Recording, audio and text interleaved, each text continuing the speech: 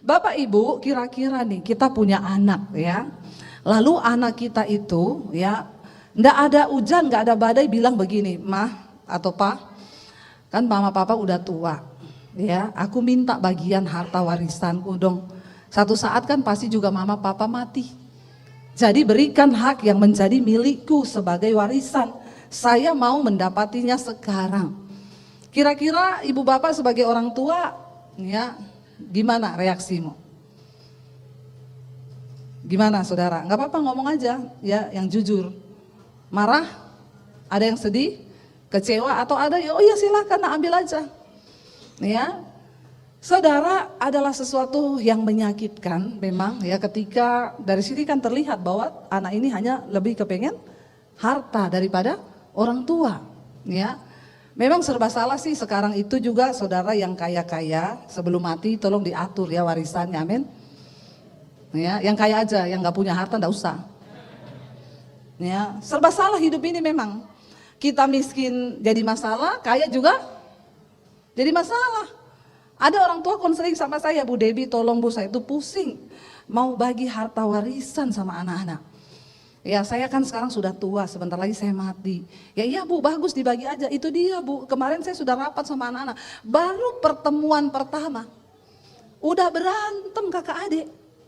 Ya kenapa bisa Bu? Jadi saya kasih kakak yang tua dapat ini, yang nomor 2 dapat ini, udah nggak terima, saya nggak mau loh. Ya masa saya cuma dapat itu? Coba saudara, ya orang tua punya banyak harta, serba salah, anak-anak juga berantem.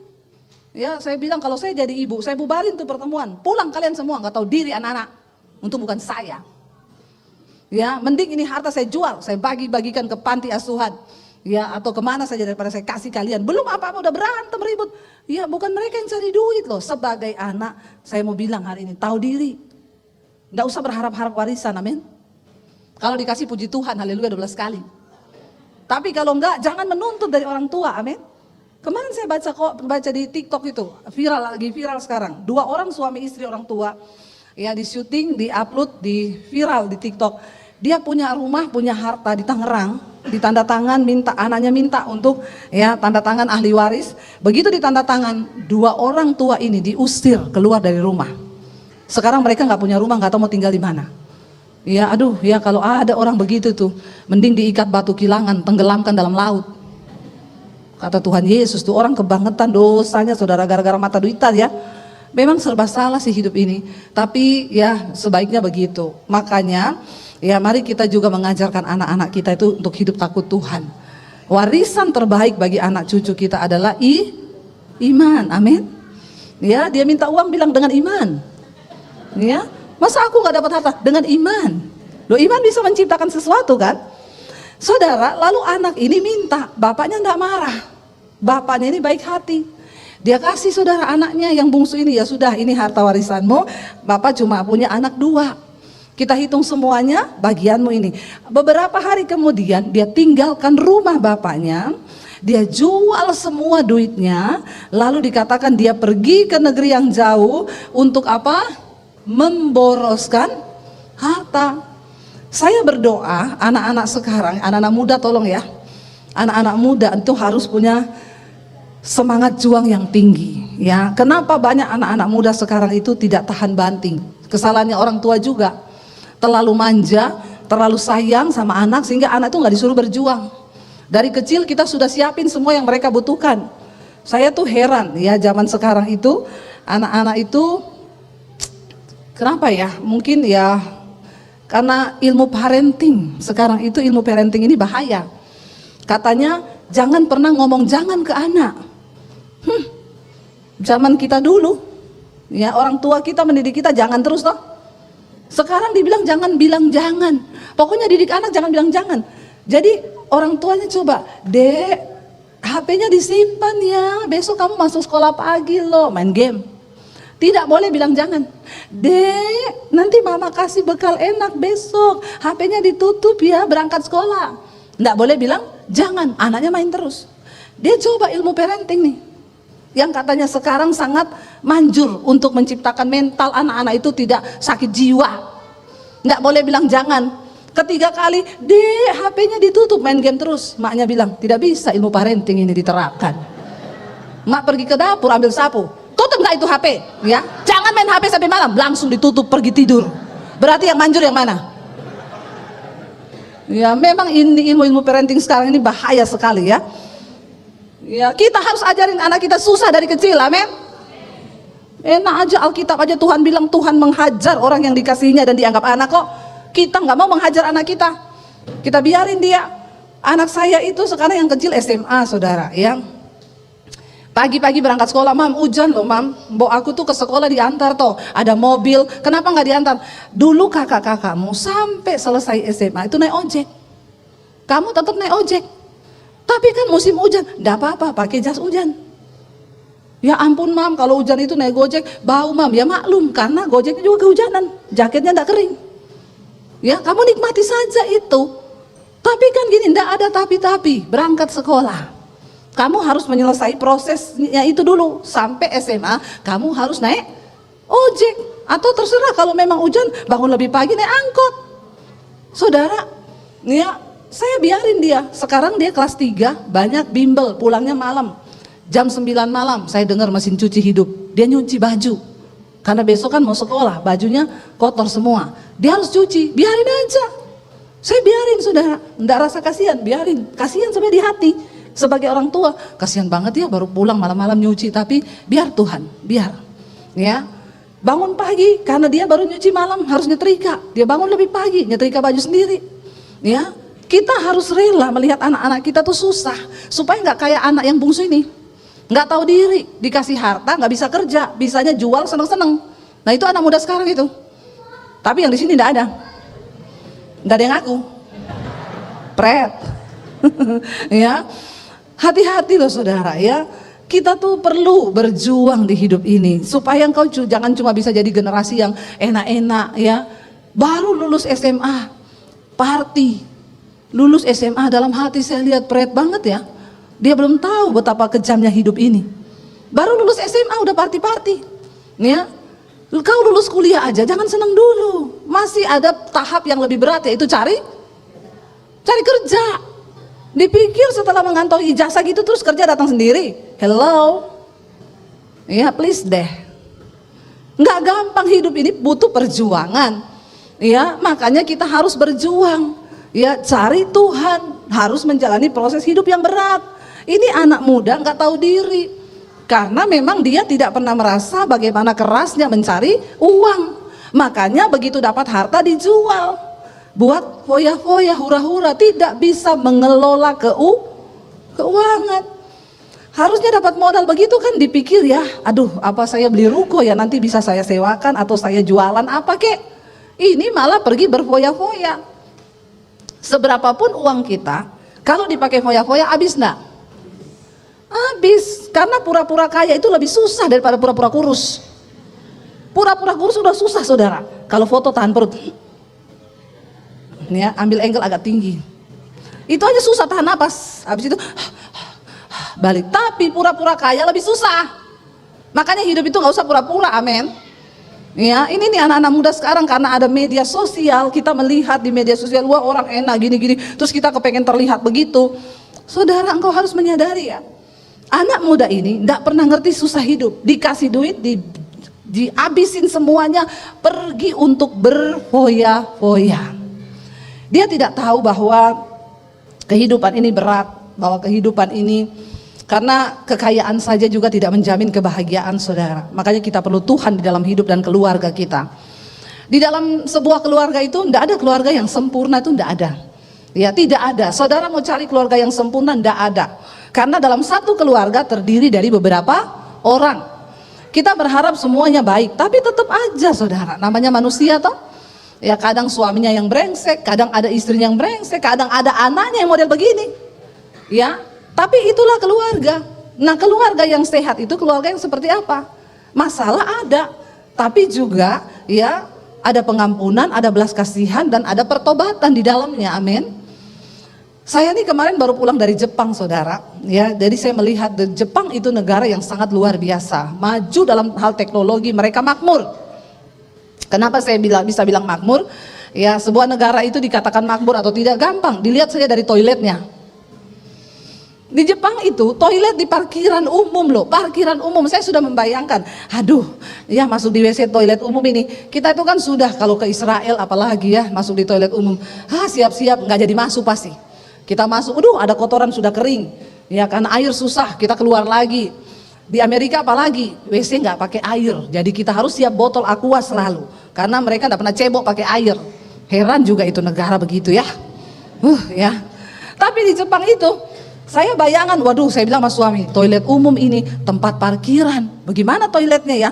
Saya masuk, WC-nya itu saudara tempat duduknya kayak yang ada di Hotel Mulia, yang ada air panas, air dingin, mau cebok pencet sendiri. Sudah pernah lihat apa belum? Ya, itu saya temukan di Indonesia di Hotel Mulia atau di mall-mall mewah, ya. Plaza Indonesia aja belum pakai begitu. Itu kita tinggal duduk mau pilih cebok pakai air panas atau air dingin. Bukan air panas mendidih ya, melepuh nanti. Maksudnya air hangat ya.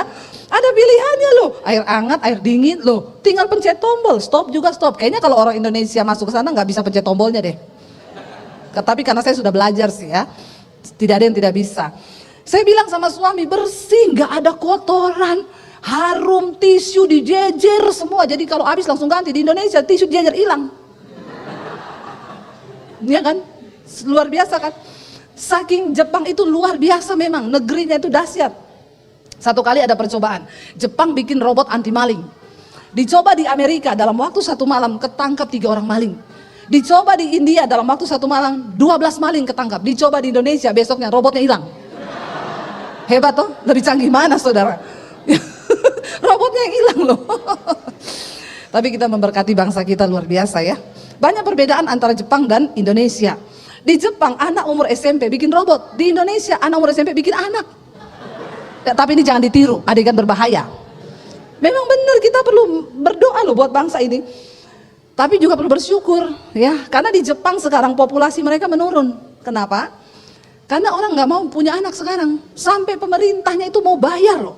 Saudara punya anak ditanggung dari mulai keluar dari dalam kandungan sampai dia sekolah sampai kerja ditanggung negara. Tapi mereka nggak mau punya anak. Indonesia, jangan lu tertawa.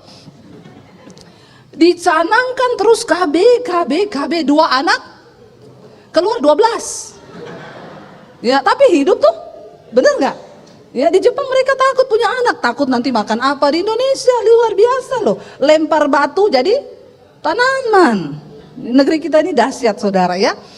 Dan bahkan di Jepang itu saudara, ada beberapa kampung yang sudah itu rumah-rumahnya kosong. Kenapa?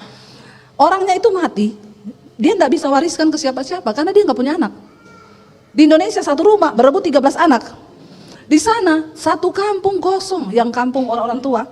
Itu jadi pemerintah juga diamin aja karena itu rumah-rumah harusnya ada pewarisnya tapi nggak ada keluarga. Ya, sampai seperti itu. Bukan hanya itu, di sana tuh negara makmur kaya. Tapi tingkat bunuh diri nomor 1 di dunia. Tingkat bunuh diri nomor 1 di dunia. Kenapa? Karena orang Jepang itu banyak yang tidak berbahagia. Kita tahu mereka nggak percaya Tuhan. Ternyata yang bisa membuat Indonesia itu luar biasa loh. UMR kalau di daerah 2 juta loh. 2 juta saudara. Di daerah. Tapi mereka masih bisa healing. Luar biasa tuh.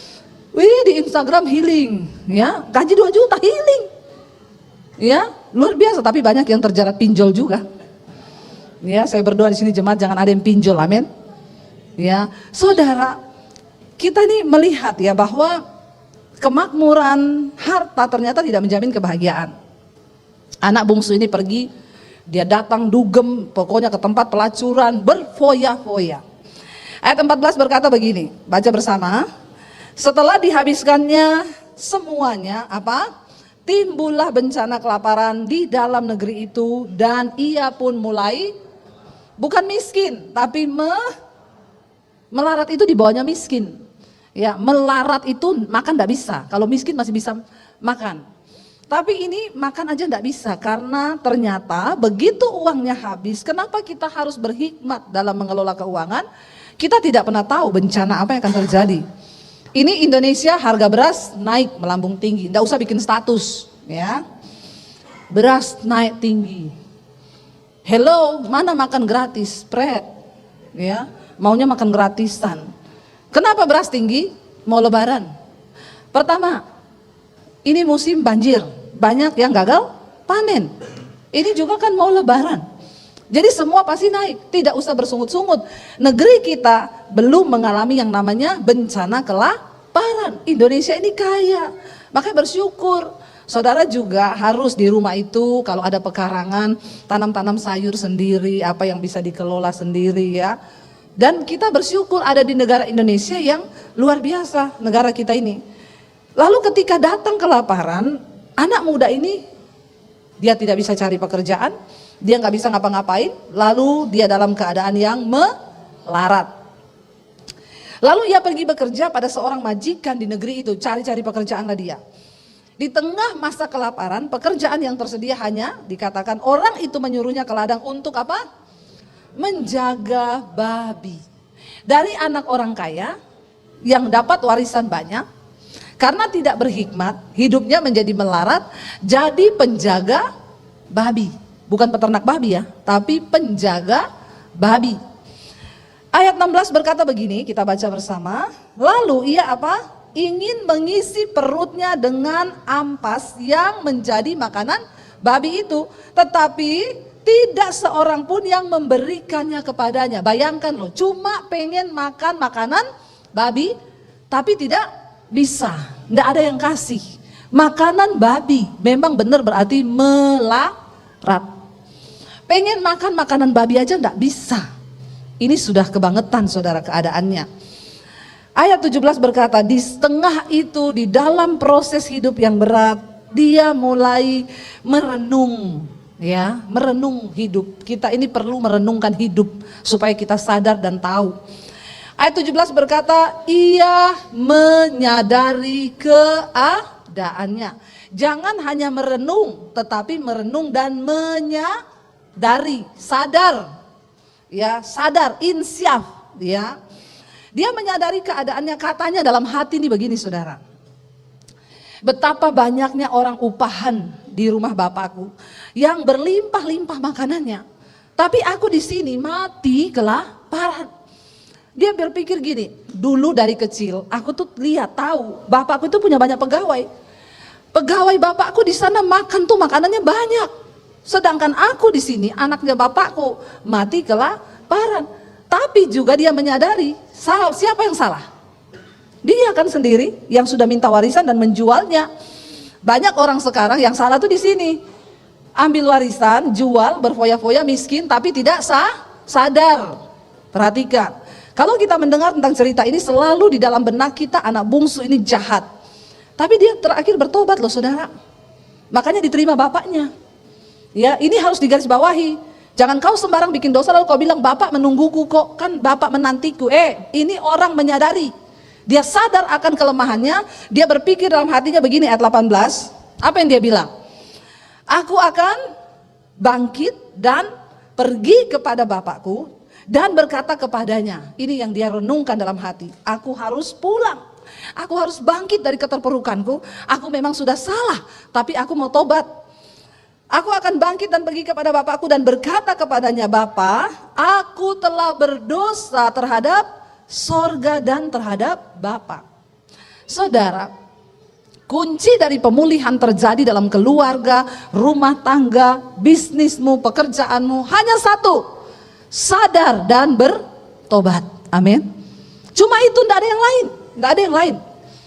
Kalau engkau mau melihat keadaanmu baik, satu saja.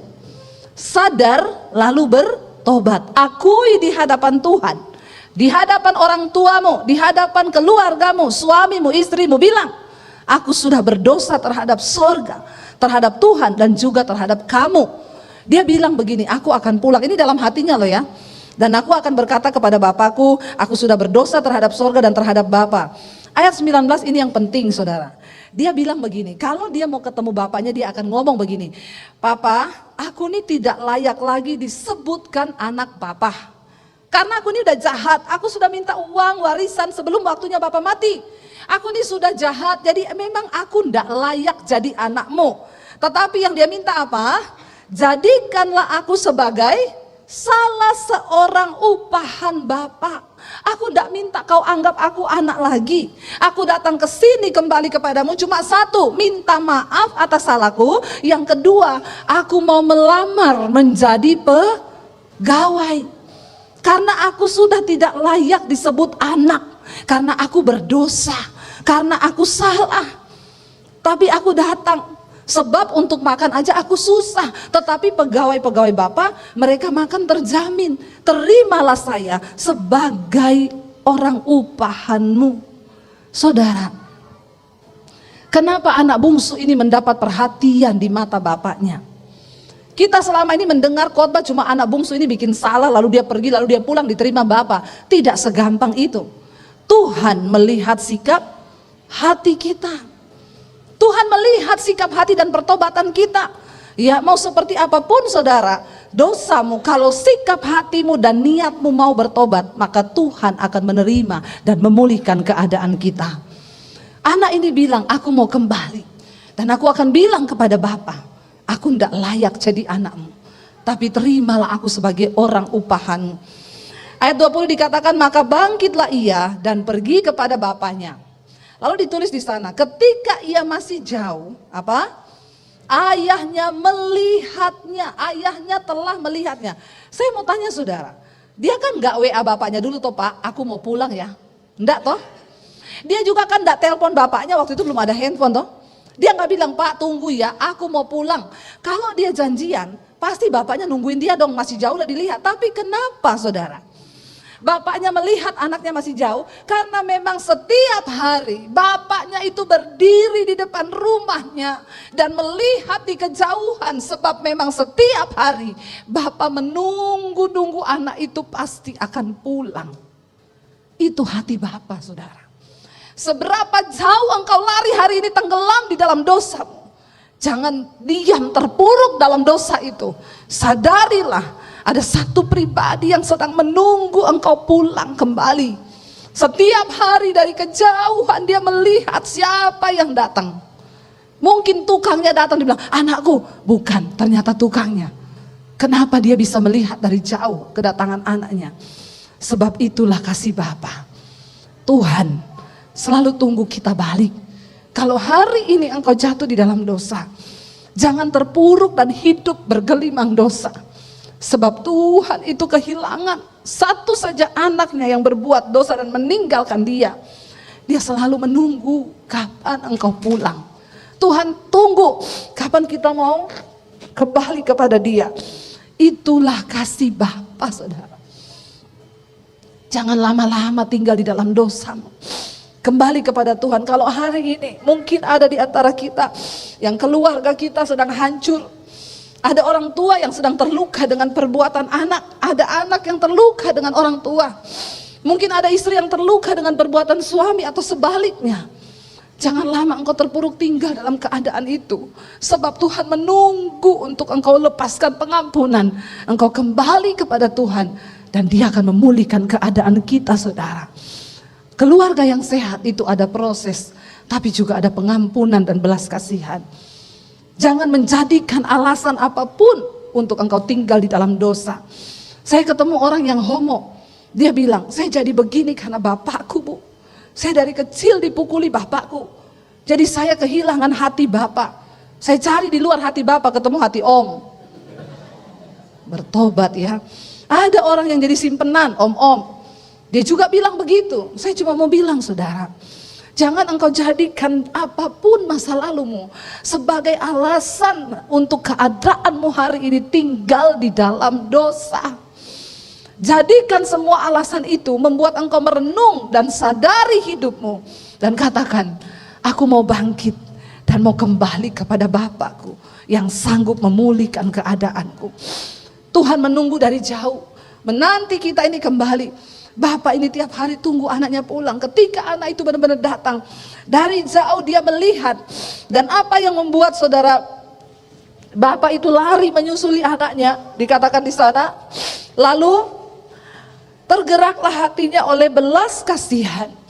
Keluarga yang sehat memiliki belas kasihan. Orang tua engkau punya belas kasihan terhadap anak. Anak punya belas kasihan kepada orang tuamu. Sadarlah bahwa tidak ada orang tua yang ingin menjerumuskan anaknya. Kalau hari ini kau ditegur, ya dengerin teguran orang tuamu itu. Selama dia masih hidup, masih bisa memberikan nasihat. Saya tuh suka jengkel kalau lihat orang-orang saudara ditegur bapaknya melawan, marah, berontak, giliran bapaknya mati, bikin status di Facebook, di Instagram, story, papa di atas kuburan. Papa, seandainya kau masih ada di sini, pret, kata bapaknya. Ya, dari kuburan bapaknya bilang, pret, emang boleh? Semuna itu lu. Ya dulu kalau tak tegur kau marah, giliran papa mati, mama mati. Ya, bikin status seolah-olah ya. Kadang-kadang saya tuh lihat ya, aduh ya, makanya anak muda, selama orang tuamu masih hidup, kau ditegur, dinasihati, denger, selalu itu pasti akan membawa kebaikan, katakan amin ya. Anak muda sekarang ditegur sedikit, bikin status, angkat. Saya lama-lama jadi sakit jiwa deh melihat orang tuaku. Akhirnya orang tuanya yang disudutkan. Saya banyak sekarang lihat anak-anak remaja begitu. Ya, ditegur sedikit, masuk kamar, tutup pintu, bikin status. Lama-lama gue bisa sakit jiwa nih. Ada orang tuanya yang dituntut. Katanya anaknya sakit jiwa gara-gara dimarahin sama orang tua. Ya, kalau masih dalam batas kewajaran, terima itu nasihat orang tua. Tapi jadi orang tua juga, nasihati anakmu, jangan kau kutuk, amin. Apalagi kau bilang mati kau ditabrak truk. Nah itu dosa orang tua, enggak boleh begitu ya. Kita berdoa saudara. Bapak ini oleh belas kasihan, lalu hatinya tergerak. Dikatakan ayahnya itu berlari saudara. Dia enggak tunggu anaknya datang masuk ke rumah. Dia berlari mendapatkan anaknya di halaman, dirangkulnya, diciumnya anaknya itu. Ayat 21, kata anak itu kepadanya, Bapak, seperti yang dia bilang tadi dalam hatinya, aku telah berdosa terhadap sorga dan terhadap Bapa. Aku tidak layak lagi disebutkan anak. Orang yang bertobat itu dia pasti merasa tidak layak. Tapi Tuhan akan melayakkan kita. Ingat loh, Tuhan melihat hati. Tuhan melihat hati, tidak usah pencitraan, ya. Tidak usah bertobat bikin status, tidak usah. Sebab Tuhan mengenal hati manusia. Jadi saudara dia bilang, Bapak aku tidak layak jadi anak Bapak. Dia tadinya cuma mau datang minta maaf, mau datang mengaku dosa, lalu dia rencana mau melamar jadi pegawai di tempat kerja bapaknya itu, perusahaan bapaknya. Tetapi ayah itu berkata kepada hamba-hambanya, lekaslah bawa kemari jubah yang terbaik dan pakaikanlah itu kepadanya dan kenakanlah cincin pada jarinya dan sepatu pada kakinya. Dia sudah disiapkan jubah yang terbaik, bahkan cincin yang mahal dipakaikan. Kenapa saudara? Bagi Tuhan saudara. Kenapa bapaknya itu tidak bilang enak aja lu sudah habisin hartaku. Hello, dengar saudara. Tuhan yang punya segalanya. Bagi Tuhan uang itu bukan segalanya, kekayaan itu bukan segalanya. Tetapi dia lebih menginginkan hidupmu daripada harta yang Tuhan itu kepengen membuat kita ini hidup dalam damai sejahtera. Bukan hanya memberkati kita dari hal-hal materi. Sebab Tuhan lebih menginginkan pribadi kita. Bagi Tuhan itu uang gak ada masalah. Bukan urusan bagi Tuhan. Tapi yang dia tunggu itu saudara, pribadi kita ini datang kepada dia, menyerahkan hidup dan berkata, Tuhan aku nih loh sudah bersalah. Dia sedang menunggu engkau datang secara pribadi hari ini. Makanya saya bilang gak usah titip-titip doa sama pendeta, datang secara pribadi. Berlutut di kamarmu, Tuhan sudah menunggu engkau datang. Engkau akan lelah saudara, hidupmu akan lelah kalau engkau jauh dari Tuhan. Tapi ketika engkau didekap oleh Bapa, engkau dipeluk oleh Tuhan, itu yang akan menjadi kekuatan bagi kita untuk menghadapi setiap keadaan dan tetap kuat sampai kita melihat Tuhan pulihkan segala sesuatu di hidup kita. Katakan amin saudara. Lalu dia dipakaikan jubah, dipakaikan cincin, dikasih sepatu. Ayat 23, ayahnya bilang, ambillah anak lembu tambun itu, sembelihlah dia, dan marilah kita makan dan bersuka cita, sebab anakku ini telah mati dan menjadi hidup kembali. Ia telah hilang dan didapat kembali, maka mulailah mereka bersukaria. Ketika dia datang, dia tidak tanya, mana uang yang selama ini Papa kasih? Tidak. Dia bilang, engkau dulu sudah mati. Kita ini sebenarnya mati karena dosa dan pelanggaran kita. Tapi ketika kita mau bertobat dan kembali kepada Tuhan, maka kita dihidupkan kembali oleh kasih karunia Tuhan. Dan Yesus berkata, Tuhan bilang, kita bersukaria. Bayangkan, anakku ini tadinya mati, tapi sekarang dia hidup kembali. Ayat 25. Tetapi anaknya yang sulung berada di ladang, dan ketika ia pulang di dekat rumahnya, dia kaget mendengar bunyi seruling dan suara tari-tarian nyanyian. Lalu ia memanggil salah seorang hamba dan bertanya kepadanya, ada apa ini di rumah? Kok ada pesta? Jawab hamba itu, adikmu telah kembali dan ayahmu telah menyembelih anak lembu tambun karena ia mendapatnya kembali dengan sehat. Maka marahlah anak sulung itu dan ia tidak mau masuk. Lalu ayahnya keluar dan berbicara dengan dia. Tapi ia menjawab ayahnya, katanya, telah bertahun-tahun aku melayani Bapa dan belum pernah aku melanggar perintah Bapa. Tetapi kepadaku belum pernah Bapa memberikan seekor anak kambing untuk bersuka cita dengan sahabat-sahabatku. Tetapi baru saja datang anak Bapa yang telah memboroskan harta kekayaan Bapa bersama-sama dengan pelacur-pelacur. Tapi Bapa menyembelih anak lembu tambun untuk dia. Lalu bapaknya menjawabnya berkata begini, anakku, engkau kan selama ini selalu bersama-sama dengan aku. Engkau ada di rumah, kau makan apa yang aku makan, semua milikku itu menjadi milikmu. Segala kepunyaanku itu adalah kepunyaanmu. Dan sekarang kita patut bersukacita dan bergembira karena adikmu yang telah mati dan menjadi hidup kembali, ia telah hilang dan sekarang didapati kembali. Kenapa anak sulung ini melihat ya dan membenci saudaranya? Karena dia hanya memandang dari kacamata manusia. Tapi dia tidak melihat dari segi cara pandangnya Tuhan. Memahami firman, jangan setengah-setengah. Ya, dari kisah ini saudara, ingat anak bungsu ini jahat. Dia pergi, tapi dia bertobat. Garis bawahi bertobat. Orang-orang yang hidup dalam dosa hari-hari ini berkata begini, kan Bapak selalu tunggu kita kembali. Buktinya anak bungsu itu jahat, dia pulang diterima. Dia diterima karena dia bertobat. Dia menyadari dosanya dan dia mau hidup berubah. Makanya bapaknya terima karena Tuhan melihat hati. Tapi yang sulung ini dia terhilang di rumah bapaknya. Ya, dia bersama-sama dengan bapaknya. Tapi ternyata dia hidup penuh iri dengki, hati yang tidak bersih. Lalu dia membenci. Saudara, saya tutup dengan satu kesaksian. Seorang ibu berkata kepada saya, Bu Debbie, saya ini dulu menjadi anak sulung yang terhilang di rumah bapak. Tiba-tiba satu saat suami saya ini jahat. Dia tukang selingkuh, main perempuan, dia jahat. Lalu satu saat dia bertobat. Dan ketika dia bertobat, Bu, dia akui kepada saya semua dosa-dosanya. Ketika dia mengakui dosanya, saya begitu terpukul dan saya marah. Saya tidak menyangka kalau sebajingan itu suami saya ini. Saya marah, Bu, saya kecewa dengan suami saya. Tapi suami saya terus bertobat. Dia dengar khotbah di YouTube, hidupnya berubah. Dia gak pernah pulang malam. Selama 2 tahun, Bu, saya hidup di dalam kepahitan. Selama 2 tahun saya tidak bisa mengampuni suami saya. Saya marah sama Tuhan. Saya marah kepada suami saya. Sampai satu kali dia bilang, saya menemukan ayat ini. Dan Tuhan berbicara kepada saya, kamulah anak yang sulung itu, yang selama ini merasa berada dekat dengan Tuhan. Dan kamu menghakimi suamimu. Sekarang suamimu bertobat dan engkau tidak bisa mengampuninya. Harusnya engkau bersuka cita bersama dengan aku karena suamimu telah kembali pulang. Saudara, tidak ada perkara yang mustahil.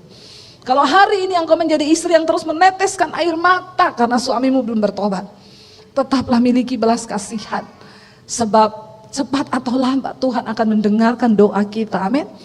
Kalau selama ini orang tua bertanya, Bu, saya sudah kecewa dengan anak saya, teruslah berdoa. Minta belas kasihan Tuhan atas anakmu. Ya, doakan orang tuamu. Sebab keluarga yang sehat, di dalamnya ada pengampunan dan belas kasihan. Ketika Tuhan hadir dalam rumah tangga kita, maka kita akan melihat Tuhan turut bekerja dalam segala perkara. Saya undang imam musik, saudara. Ya, mari kita terus berdoa. Biar hari-hari ini saudara, kita bergumul banyak buat keluarga kita. Sebab saya percaya kita tidak mau ya ketika nanti Tuhan datang dan kita ini ada di antara keluarga kita yang tertinggal. Kita berdoa supaya anak kita, orang tua kita, suami istri kita, kita semua terangkat bersama dengan Tuhan sampai pada kekekalan. Amin saudara.